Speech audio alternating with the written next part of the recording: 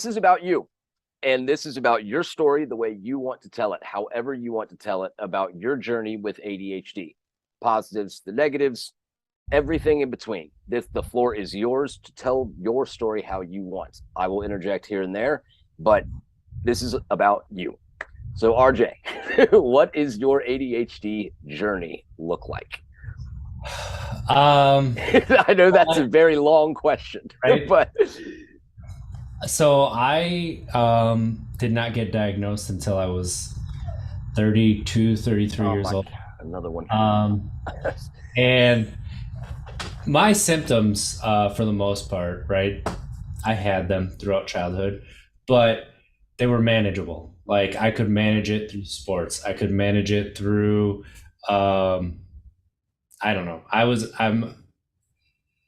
a very intelligent child, so school was easy to me. And so I would struggle for a little bit and then get the, bad grades, hey, the slaps on the wrists and stuff, and I'd be like, okay, time to buckle down for this one. But my sophomore through senior year of high school, I think I brought my books home to study or anything maybe twice. That's fantastic. I didn't do homework. And you still did okay in school? I I graduated with a 3.33 and that was without Oh my trying. God. So it's like I had AP classes. The My hardest class was it wasn't even calculus, it was pre-calculus. And it was the only class where I got below a B in throughout high school. Wow. And I don't know why they let me into calculus, but they did. And I did not do my homework, and that's where it hurt me. But then in calculus, I knew that. Still didn't bring my books home, but that's all I focused on in study hall was my calculus, and I Right. ended up getting an A in calculus.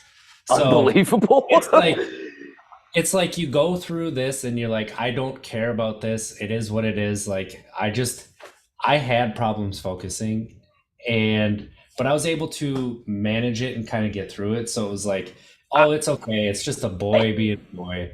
yeah, I mean, And I think the grades represent the getting through it aspect of right, it. You're like the fourth person who has said almost that exact thing. Like I failed, or I didn't fail, but I did poorly in the classes leading up to the class that was supposed to be the hardest, and yeah, then that was it.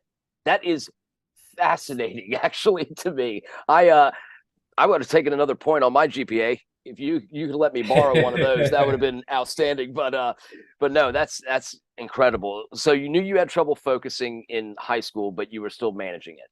And then after that, so where I think my ADHD, and I didn't know this until like honestly, maybe a year and a half, 2 years ago, but where it really started to pick up and show itself is I'm an alcoholic. I've been sober for 8.5 years, oh, but congrats. when I picked up alcohol, thank you. When I picked up alcohol, it was um, my senior year of high school. And I had a couple of drinks before that, but like nothing serious. First time I got drunk was senior year of high school. And it was just like a light switch. It was like my mind shut up. Like that's the best way that I can describe it is my mind shut up. And then it was I felt accepted by other people who thought that I was like this uh just like this straight edge kid who they honestly they told me after they thought I was a tattletale even though I never told on anybody throughout my entire school age life. Like there was not a point where I would tell on people. And so to have that feeling and stuff, to have my mind shut up, and then that was just like, oh, this is a draw. But then I didn't drink again in high school until I graduated. The reason is I did not want to miss out on sports. Like sports were my life. Like I hyper focused on sports. I love that. It was basketball and it was baseball. And looking Nice. back, like I understand the hyper focusing, but I didn't put two and two together for, oh, I actually hyper focused on sports in school instead of some other things that I found entertaining and stuff. But Right. like the hobbies, I'd pick up hobbies here and there, and then I'd put them down after I'd get Yes. somewhat decent at them. It'd be like, I'm I'm done with it. So like you learn that these are traits of ADHD. And because it took so long for me to get diagnosed and go into it, like I knew that I had it probably, in my mid 20s. I think it was when um, I finally started to come to grips. Oh, you actually have some ADHD, but it was manageable until my youngest son was born. Okay. And one thing that I have learned is stress is my biggest trigger. So the more stress that I have, the more symptoms I have. And it's the same symptoms, but it's like ratcheted up to a level that even my medication has problems getting past. So Right. like I just started a stimulant this year, and I didn't do a stimulant because I'm alcoholic. I have Yeah. addictive tendencies, so I'm not going to do a stimulant. But then I realized I needed it. I needed to call in the big guns, and right. I like the way you put the big guns. Yeah, And so that's I did. And honestly, since I started it, it's changed the way that I look at my previous 10 years and even more than that, like to my childhood. right. And just the amount of grace that I can give myself now for Yes. actions, inactions, things that I've been through, but also like the understanding that sometimes my house is going to be a mess and I know that I need to pick it up, but I'm not going to start because you can wave, say hi. No. Hey there. I'm not going to start because of the executive dysfunction. Like Right. that's, and I didn't even know what that was. Right. Right. But that's like so much of my life has been executive dysfunction that you don't even realize it. Separation between knowing what to do and doing it.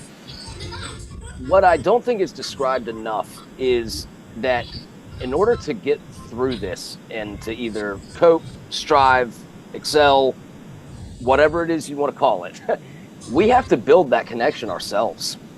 I mean, that is something we have to do in our own mind, which makes things really difficult all of the time. But then again, once we do it, we kind of know it better than anyone else. We kind of know how that bridge is built in other people. We know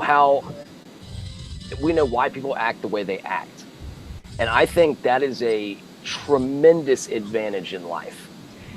You also take a crap ton of pride in the fact that everybody else just drives over the bridge they naturally have. If you're driving over a bridge that you built, you're going to take a lot more pride in respecting how it is done because you built it yourself. You had to build it yourself.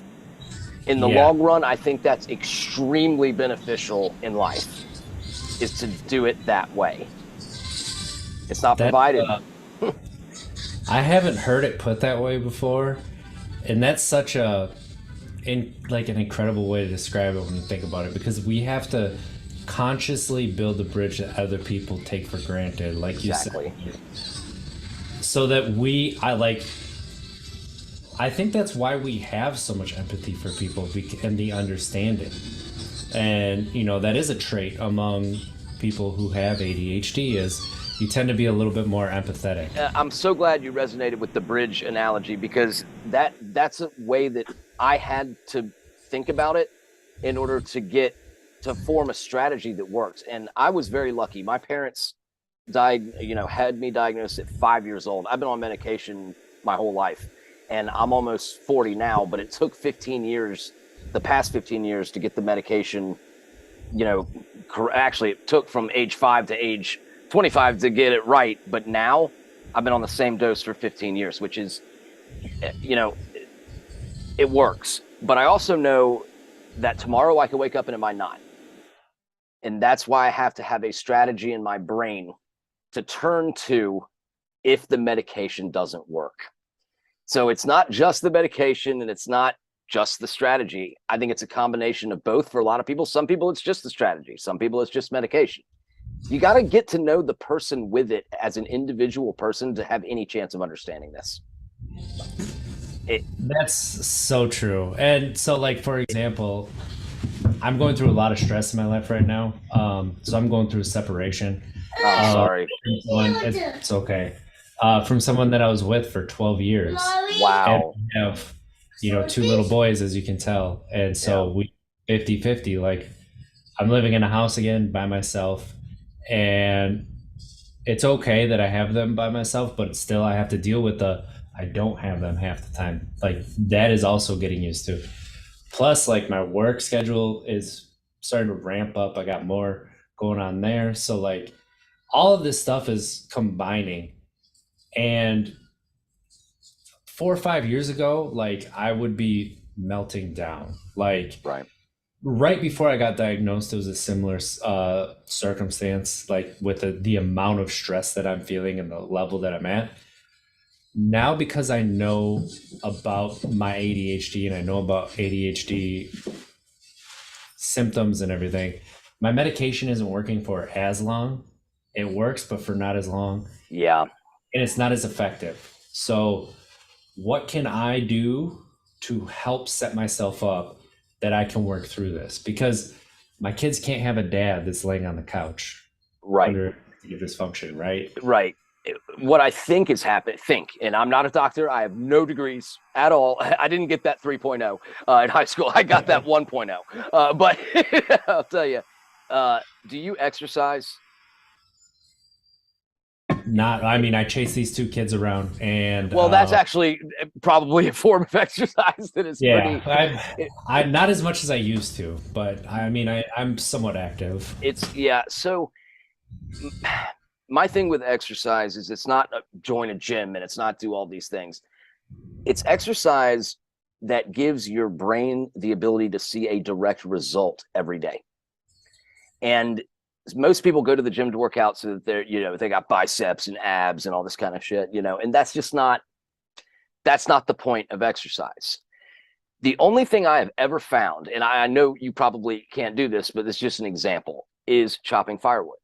I do it every single day because not that I see physique wise I'm improving every day, but if I chop one log, that's one more log added to the fire sack that I can visually see. I have the confidence now that I am building, that I am doing something productive. So when I'm having those overly emotional times, like you're talking about, those overly stressful times, I go out, chop 5 logs and get a quick win. Is there any quick win that you can think of that you do really, really well, that without a shadow of a doubt that you go into that within an hour, you will have built something, even if it's the smallest little thing? A lot of people say start with the most difficult tasks first. That doesn't really work with me. I like to build momentum constantly throughout the day. So I want to get a quick win. 1 turns into 2. That turns into 3. By the time I'm done with 4 things, that 5th thing, that really hard thing, is fun now instead of this daunting task. And I think that, is there anything that you know of that you could do every day that gets you a quick win? Doesn't have to be exercise. I just use that as an example. But so when I get really stressed and I get really kind of down a little bit, right? And right. say, like, I have a craving or a lot of emotions, like cooking. Cooking for me, There you go. what I do. I come up, I find a recipe. You know what? I'm going to make this one. And even if it doesn't turn out perfect, like, it still feels, it gives me a lot of joy. And It's the act of doing it. yes. And another thing is, like, cleaning one pile, like, of something, whatever it is, right? So, like, dishes, load that dishwasher, start it up, win, right? Right. Throw something in the washer. There, that's all I can do. Yeah, exactly. But do you get a true sense of pride in those 2 things, like the dishwasher? I think cooking's outstanding. The dishwasher and laundry, is that something that truly you are proud of yourself for? Or is No, it just... but it's less stress. That's what it is. It's taking some right. stress. Right. The good news is, though, RJ, I will tell you, the good news is that at the end of people's lives, way down the road, none of that, the dishes or the laundry, really matters. That's the good thing about it. You'll never see that on a tombstone. But that perspective to me also matters a lot. And that's whenever I screw something up. The other day, I think it was 2 days ago, I had, so you know how cars these days, you have the flip key and you can unlock it remotely or whatever. That piece separated from my keychain.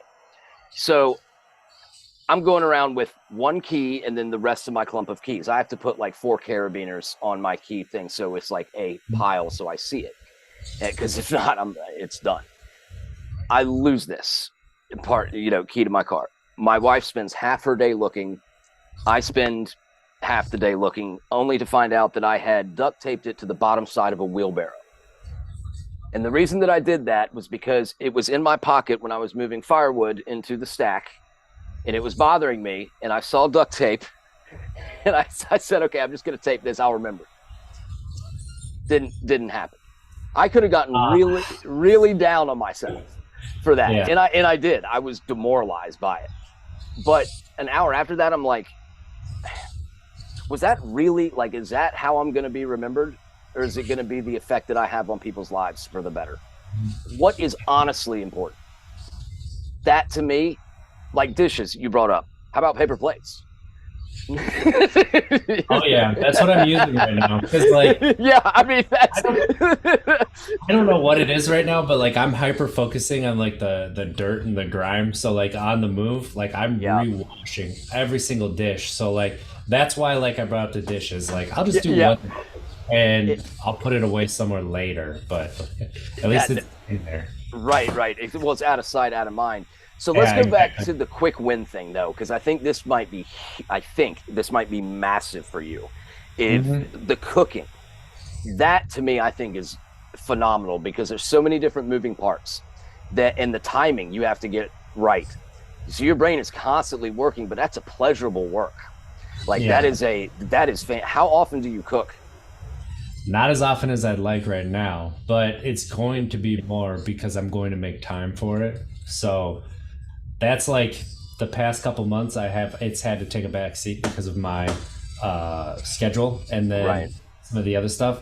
But right now my schedule is working so that I will have enough time to be able to cook, to be able to make time to go to the store and get ingredients and stuff like that. So that's what I'm really looking forward to is cooking. Yeah. So that is all. I think if you can cook 6 nights a week, I think that would be phenomenal. And that's my goal, is to chop firewood 6 times a week.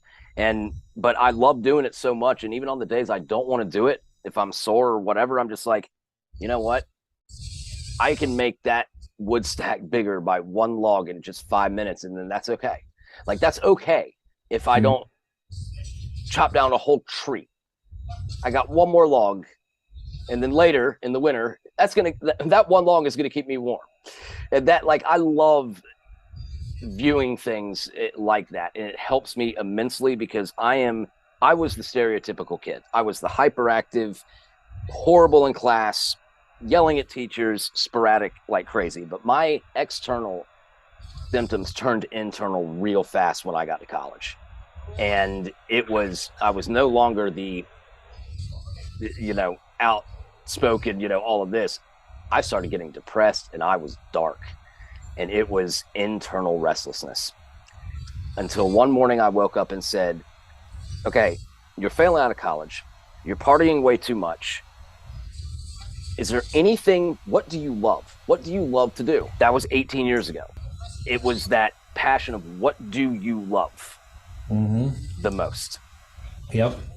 And I'll never forget, I woke up hungover as all get out one day, and I started crying. I was like, what, I'm so much smarter than this. Like, I'm so much better than this. But I knew it wasn't going to happen in the classroom because I didn't care. I needed to do what I cared about. And isn't that something that I see people talking about, and I'm glad that people are talking about it, is not the way that we learn isn't the way that everybody learns. It's just the way that some people learn. And even like non-neurodivergent people, like they are not learning the best through this way either. So Why Exactly. do that? So what I ended up doing going into my career, because I couldn't figure out what I wanted to do, and to be honest, I still don't completely know what I want to do. But like, I'm a high voltage line electrician, so I took Ooh, my love of sports. yeah. I went into something that's physical, like you're talking about. So like that is, I used to have a very physical job. We learned hands on. You have to focus with what's going on, because if you don't, Yeah. if somebody you're working with that you're close with is going to die. That's So intense. it is, I mean, you'd get called all hours of the day, and Wow. you'd have to go. There's Yeah. nobody else who's going to go. So that is something like that I've heard Jenny Fur talk about, who's on Twitch, that she's noticed, but she doesn't know if anybody's done any studies with people who have been diagnosed or show like symptoms of ADHD going into a trade, Yeah. because you work with your hands, you're working outside, you get to expend a lot of that energy. How much of that is used there? And then, like you said, and then maybe you aren't going to do something with but you do your passion, you follow Right. your passion. Right. That's very important. Right. People say we jump from one thing to the next. Well, so the hell be it. It's because Yeah. that's what we put our heart into from 1 minute to the next. How many people on earth can say that they absolutely love something with all their soul one day, and the next day they absolutely love something with all their soul the next? Like, how does that happen? I mean, that's no one can experience what that heart feels like except for us, I think. And it's like, so you're going to get mad at us for being well-rounded, right, like having this right. experience in something, and like knowledge, like Yeah, things that people really say they want, right? I want to be well-rounded. I don't want to just know one thing perfectly. right. I want to know a lot of different things really well. Yeah. That's what we do. Yep. Yes. Like sometimes we start at the top level and work our way down, and then we get bored because this is actually kind of boring. But that's the whole we thing. still know the top level. We climb to get to the top of Everest. Then we're at the top of Everest. Take one deep breath. Oh, look at the view. Okay, get me down. Where's the next thing? Yep. Yep. It was but the thing about that, and actually that's a pretty good example. The thing about that is we don't take enough time to reflect on the fact that we did climb Everest. Whatever Everest is in your own life, when you get to where you can say, I did a great job, and look out at the view and take it all in, we do not do that enough. A lot of other people do. They stand there at the top and they look out into the distance for a long time. We have a problem doing that. That's a good and a bad thing, I think. The good part about that is that we're on to the next thing. So we're never going to be stationary. The bad part about that is that we forget just how awesome it was if we're not reflecting on it for at least a little while, which is why I get criticized a little bit sometimes for being a little bit cocky or arrogant or whatnot. And the thing is, yeah, I'll take it. And the reason I'll take it is because I like to create my own highlight videos and watch them over and over and over when I'm feeling down. And that matters to me. I like to know what I do well. I like to know that I'm good at things. And if I can't see it, and I don't have some, I like making movies and whatnot. If I don't have some epic dramatic music with a cool speech in the background or whatever from something I did in the past, I'll forget about it. I don't want to forget the good things I did or the good things that I'm currently doing. So I make videos and I watch them. I make my own highlight reels. How sick is that? But I like that, and I think that people should take something from that, because yeah, it's kind of ironic. I had a therapy session on Friday, and we were talking about, I don't know, where my life is, like things that are going like past life a little bit. Yeah. And he brought up there's this time in life when we're at a crossroads. where you can look back and you can either be, he didn't say it, but I can't remember the exact word. It was satisfied, or you could be a little bit like you feel like you didn't do as much. And he asked me, how would you describe yourself? And it's like, well, like right off the bat, just like gut reaction, I'm not satisfied. I'm unsatisfied. I feel like I should have done more. Like I wasted potential. But then I think about the previous 10 years, Right. and it's like I got married, I started my career, I got sober, I've stayed sober, I became a foreman with less than a year of journeyman experience. Like Unbelievable. I, I was really, really good at my job, and I honestly I thought that I was pretty good, but I thought everybody else thought I was terrible. And it turns out that it was the opposite. I thought nobody else, because I never got outside validation, because people thought that I was doing okay, so I didn't need it. So they didn't want to feel that. And when it comes to ADHD, a lot of the time, we don't have self-esteem. Like, Right. forget about negative or positive self-esteem. We have zero. Like, it doesn't exist. So when you say Totally something, agree. when you say, I make highlight videos so I can see myself doing something, like, I think that's great, because I look back at my life and I'm like, I wasted so much potential. I could be a doctor, I could be something. But you know what I did? I answered my phone at 2 a.m. in the morning and went out and I helped people not get electrocuted. I got their power back on. Right. I worked 15 straight 16 to 20-hour days, didn't complain, and I helped get an entire city's power back on. Like, that's something that I did. I've worked 30 hours in a row before, got 3 hours of sleep, and came back in and worked 12 hours to help a city get their power back. Like, God, that sounds awesome.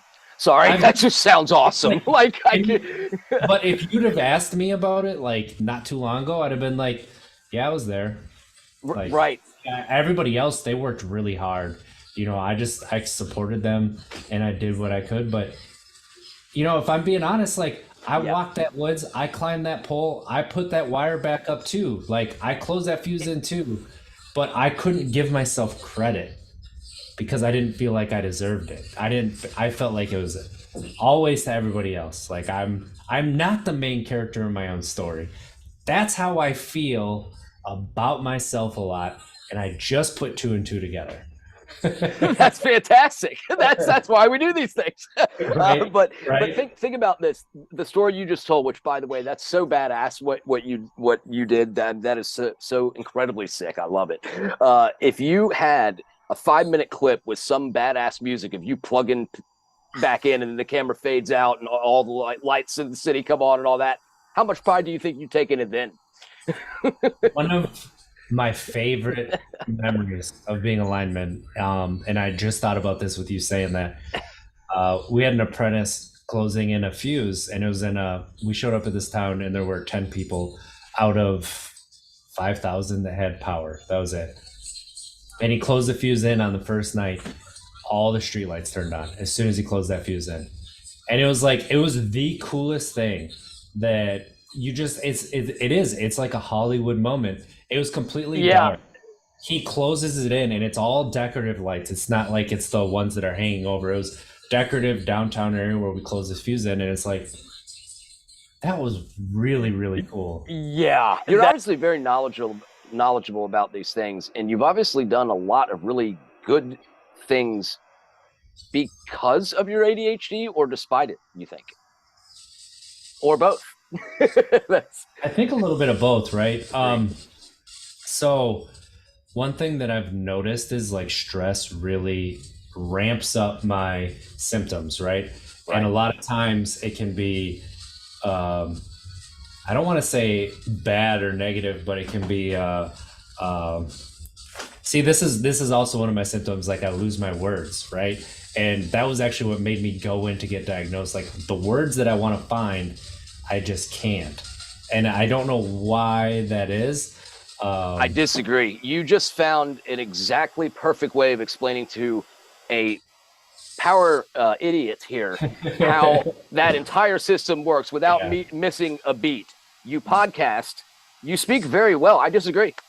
It's just like certain words that I struggle to find. But yeah, no, I know what you're saying. What like Yeah. You're right. You're right. I am very hard on myself. So still, even though I'm trying to look in the mirror and say, you know what, you're okay.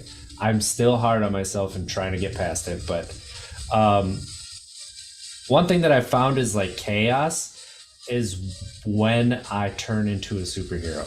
Absolutely.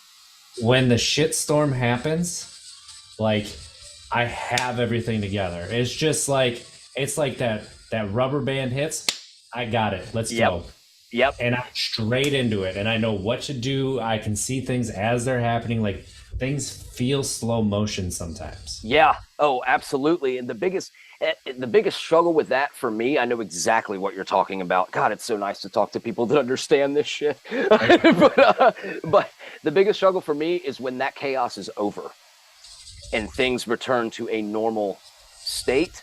And everybody is so happy that things are normal again and there's no emergency and no crisis. Well, what do I do now? Like now I can't think as clear. Now I'm bored. Now what do I do? Oh, I know. I'll just create a crisis in my mind to keep me stimulated. That's when it can get dangerous, is when you create the crisis that doesn't need to happen. And I think can you relate to that? Like a lot of us do that just so that we can maintain the feeling of solving the crisis. Yes. Yeah, I can. It's true. Like that is what happened. I think that happened a lot, especially when I was in college. Yeah. And then I kind of took it as I got a little bit older, and now I almost don't trust myself. I'm like, am I making a mountain out of a molehill? Right. Or am I trying to make a molehill out of a mountain? Like, what am I trying to do? And sometimes because of that, like, and that's really like, so I growing up, I had anger issues, probably related to ADHD, right? Me too. My temper, boom, 1, 2, just one thing, and I'm off, and and I really wanted to work on that. And one of the things that I do is I stop, and that rub people the wrong way. Like I just stop and I try to figure out the situation. And like this was something that I did to turn my emotions off. And that wasn't good either. Like I went too far the other way.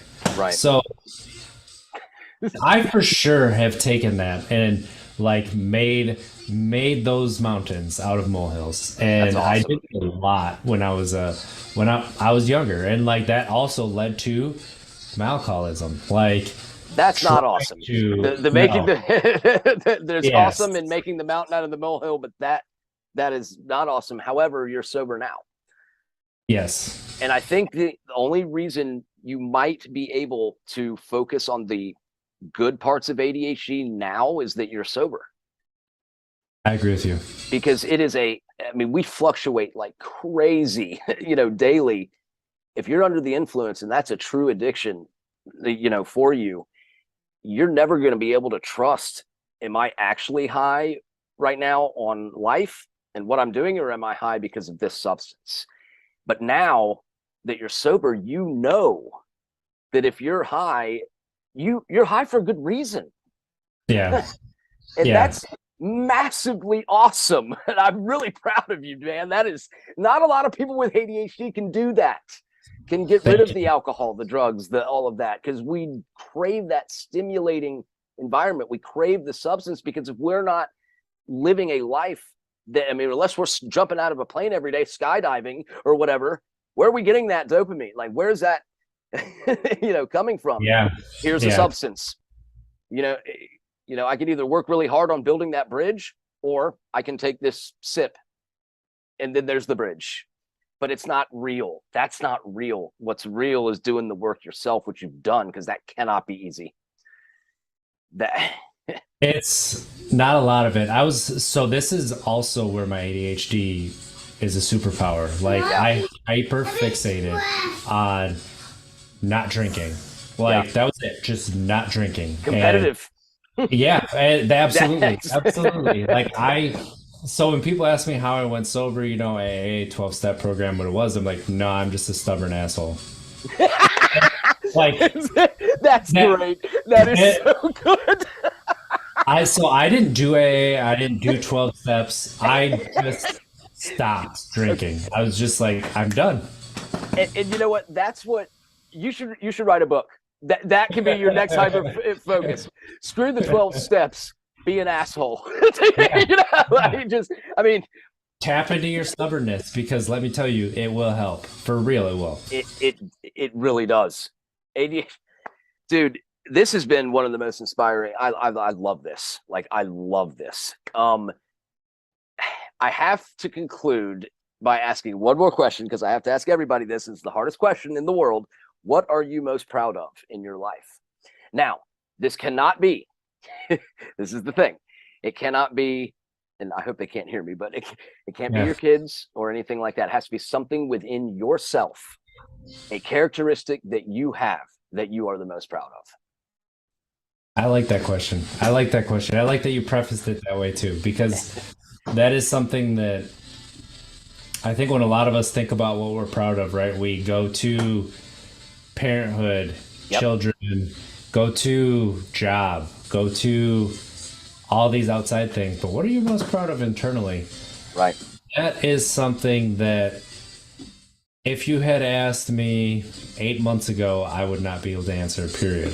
Right? Really. I had a deep, the way that I describe it is most people's neutral is just like, okay, like you're okay with yourself. Like my neutral was, I'm a gigantic piece of shit. And that was it. And You're anytime not. I look in the mirror and everything, like that's what I saw. Like it came to this point that like I just saw it one day. Just one day, like the fog lifted and it's like, oh, I really do believe that. And it's like, so from that point forward, I've stopped looking at things like as a negative and I just tried to look in the mirror and say, you're okay. And one day I'll be able to look and say, you're awesome. I love you. Is that day today? Not there yet. Well, it's not going to be today, but Yeah. but I just like you say, you're stubborn. I'm stubborn. I won't stop talking to you after this podcast until you look in the mirror and say, I'm actually a badass. Like this, I'm okay. No. Okay. Give me some time. Give me some time. Yep. Okay. It's because when you get diagnosed late, it's difficult because you look back and you say like, what could I have done had I known? Like, what choices would I have made different? What things could I have done differently? I'm here to make up time very quickly for you to get to that point to where you say, I'm RJ. I turned on a whole city's power. You rock. Like, come on. How it can't be hard for you. It's getting there. It's getting there. It's getting there. A lot to work past. Does this help just a little bit though? It does. It does. It helps me put into context things that I take for granted. Like when I look, like I said, my automatic is like all the bad things, but like really, how bad are they, and how many are? Right. Not a lot. What do you do poorly, and does it matter? Does it really matter what you're not good at? But what are you great at? Does that matter? I guarantee you it does. and that's massive, like when we start to take that out. But when it comes to the one characteristic that I think I'm most proud of, that is a positive and a negative, is that stubbornness. It has helped me in so many situations to be stubborn, right? Yeah. Have I hurt myself through it physically and mentally, emotionally? Yes, absolutely. I can hold a grudge better than anybody you've ever met. Let me tell you. So can all of it. We all can. Right? But like when it comes to fighting through temporary uncomfortability, like my stubbornness helps me. Like getting sober, getting through 8 years. So I have a podcast called UntappedKeg that is about being sober and mental health, because all of a sudden it turns out mental health and sobriety, are the same road. We just don't talk about it that way. Yeah. So I want people to know that they're not alone. And that has helped to transform my sobriety. And then talking about the mental health, it's helped with my understanding my ADHD, my brain, and make things in context, right? But like the stubbornness of getting from giving up alcohol in a state of Wisconsin where everything revolves around alcohol, literally everything. Yeah. And now being where I am, like that's something that I can't put a lot on. Getting through like days where I would wake up in cold sweats because I hated working with these people that I worked with so much. I would have problems sleeping. I wouldn't just be going from like, day to day. It was literally get through this hour. You're almost to lunch. Get through this hour. And then you have, okay, you're almost done with the day. Get through this day. Get through this day. And then I ended up taking that and becoming really good at my job. And not just that, but because I have so much empathy, becoming a really good trainer and training people and teaching in a way where people can understand. Are we not the best leaders?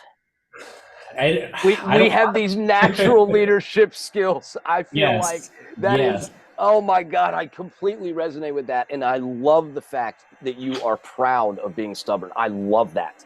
Because let me tell you why I love that so much, and then we'll wrap it up so you can get your kids to bed. I'm sure they're up.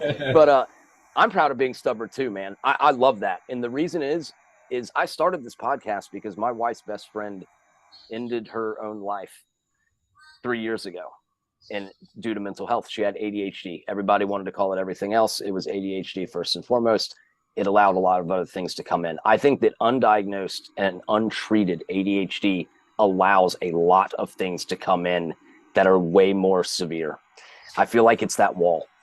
Yeah. And if you're treated and if you have confidence in yourself to build a strategy and build that bridge, you bust down the wall. If the wall stays there, it's not a good thing. And it can be very devastating. So my stubbornness said, okay, that's it. I'm going to talk to everyone on earth with ADHD, no matter how long it takes me. So right now I'm behind by like 9 billion, but like, this is one more, right? Just like the one fire log each day. It gives, so that I totally resonate with that stubbornness. Let me tell you right now, that's, oh God, I am more proud of my own stubbornness having talked to you. I love it. And I know that's kind of an awkward compliment, but please take it as one, because that motivates me. I love it. Thank you. Thank you. It's awesome when you talk to people who are on a journey of self-growth and want to share that with other people. Not just be like, well, I found this and I'm going to burn the path behind me, right? Right. But be like, hey, guys, or people, I found a path over here. Yeah. Let's be our best selves. Let's just be our best selves and love everybody, love yourself, and let's create a society around that. What's the worst that's going to happen? There's going to be too much love. Right. Oh, right. Wouldn't that be devastating? Absolutely. God, that would just be horrible. But no, I love the way you put that. It's true. It's because why not try to help someone get better in anything? Yeah. Absolutely. I mean, if you are engaging and you know how to speak with people like you do and like I do, why not go speak to people? And that's the thing. Like when you go to talk to people too, like don't act like you know it all, but right, no, learn.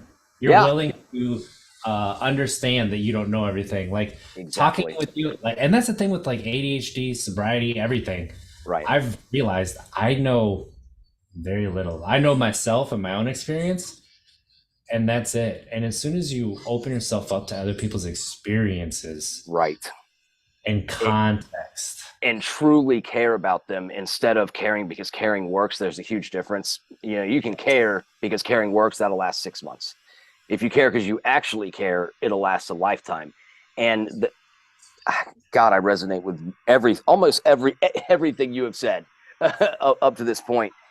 And but what you're doing is the same as what I'm doing. You're going and talking to people about your unique journey. When you start to spread your story out there, it gives people, it unleashes people to tell their own story, and then people hear their story. People hear the story after that. Is like a NCAA tournament bracket in the opposite direction that goes on forever and ever and ever. And that's no one's beating anyone else. It starts with this that goes here, that goes here. We're gaining the teams. We're not beating each other, and that is important. And that's why we can talk about ADHD in a context that isn't just about being, oh, you're really hyper, so you take your pill, like you're low then, right? So you can actually like understand and focus and stuff. And it's like, I wish. Yeah, exactly. The stimulant medication didn't change my hyperactivity, I can tell you that, but it gave me the choice to be myself. It gave me the choice to say, I'm going to wake up and go to work, or I'm not. But I could choose. Without the medication, I really couldn't. Yeah, that was the difference. And I didn't even realize how much behind the starting line that I started until I started on a stimulant. And it's like, wait a second. I know. I've had this much of a disadvantage my entire life, and I didn't know it. That's what we're trying to do, RJ. Yeah. That's what we're trying to do. Well, listen, man, you're awesome.